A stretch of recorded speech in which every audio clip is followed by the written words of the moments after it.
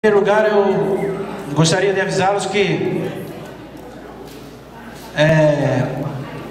será encaminhada a cada prefeitura e a cada secretaria regional todas as prioridades que foram elencadas dentro de cada eixo. Por exemplo, quem participou aqui do comitê temático número 1 não sabe o que foi discutido lá no número 4. Então a gente tem por objetivo fazer com que essa informação chegue a todos vocês. Através da Murel, né, Graziela? A gente pode repassar a todos os municípios o que foi discutido e o que foi elencado dentro dos 4 eixos. Eu não tenho dúvida também que o momento mais importante e mais produtivo foi justamente esse momento em que a gente constituiu esses comitês, essas oficinas para discutir esses temas que foram elencados na 4ª Conferência Regional das Cidades. Eu convido então para fazer a apresentação das propostas que foram elencadas pelo grupo número 1, que teve como coordenadora a Rita. Quem vai apresentar as propostas? O André. Bom, boa tarde a todos. Depois de uma fervorosa discussão ali, muito proveitosa também, nós conseguimos consolidar em 4 eixos. 4 propostas desse primeiro item de discussão. A primeira, consolidar o Conselho de Desenvolvimento Urbano Municipal com uma participação efetiva da sociedade e do poder público, principalmente do Legislativo, dos vereadores, e do Executivo. Segundo, regulamentar através de legislação federal percentual de 2% dos orçamentos nas 3 esferas de poder, federal, estadual e municipal, para criar um fundo municipal de habitação. Criar, em meio estadual e federal, mecanismo de divulgação dos planos diretores em linguagem popular. Criar uma disciplina nas escolas, a partir do ensino fundamental, que se discuta o desenvolvimento da política urbana municipal e a aplicação dos planos diretores. Então, essas foram as propostas que foram elencadas do item número 1 da pauta da nossa conferência. Eu convido então a representante do grupo 2 para fazer a leitura das propostas que foram elencadas, que tinha como coordenadora Valmira. É a Marta?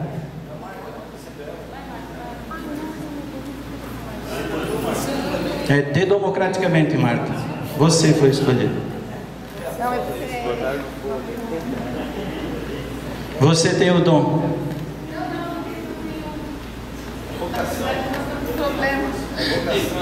Após uma fervorosa discussão, nós decidimos que a gente precisa aprender muito ainda. A gente tem que entender o que é o estatuto, o que é o plano. Então, nós fizemos aqui nós temos 4 propostas, né? Então, eu vou ler aqui. Uma primeira ficou a utilização do prisma estratégico da aplicação do plano diretor. Você leu qual que é a nossa... É a número 2, né? É a aplicação do plano diretor. Daqui que eu leio, para a gente compreender, porque é isso que está difícil, a gente compreender bem, né? É a aplicação do Estatuto da Cidade e dos planos diretores e a efetivação da função social da propriedade do solo urbano.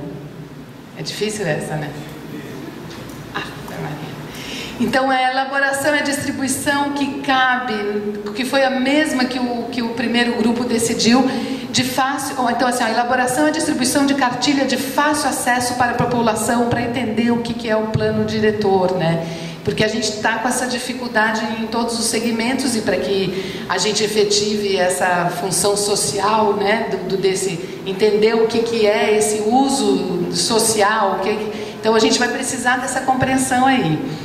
E a interconectividade entre os planos diretores dos municípios da mesma bacia hidrográfica, que a gente levantou esse ponto, que como é que a gente vai fazer isso, assim, como é que o meu plano diretor de Gravatal vai ter aquela união ali com o Braço do Norte, né? Que a gente tem 2 atividades bem diferentes na divisa. Então, como é que Como é que isso se efetiva? E a nossa quarta proposta?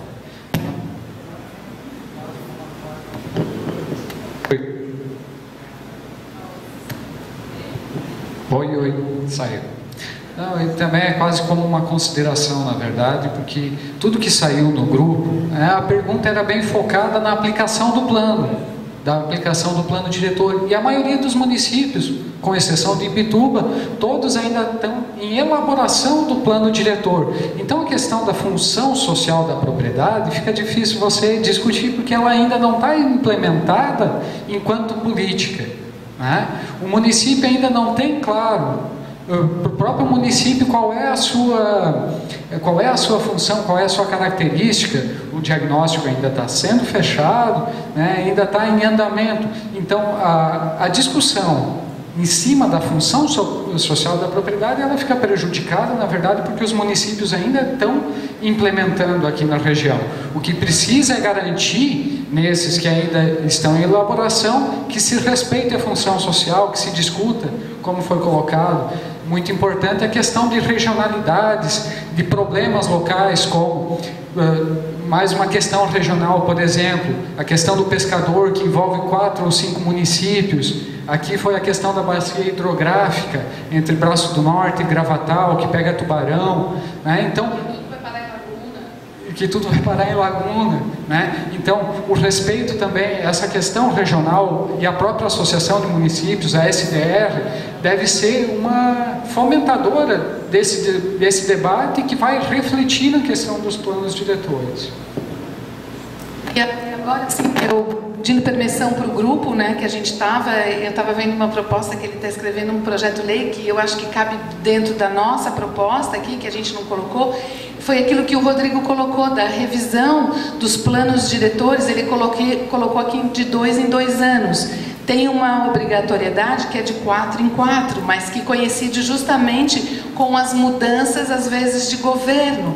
Então, eu acho que isso pode ser um pleito dentro dessa proposta de como fazer isso. Então, assim, essa revisão dos planos já garante um reconhecimento, né, da própria administração que entra, que tem um plano, como é que segue, porque eu acho que aí entra uma dificuldade.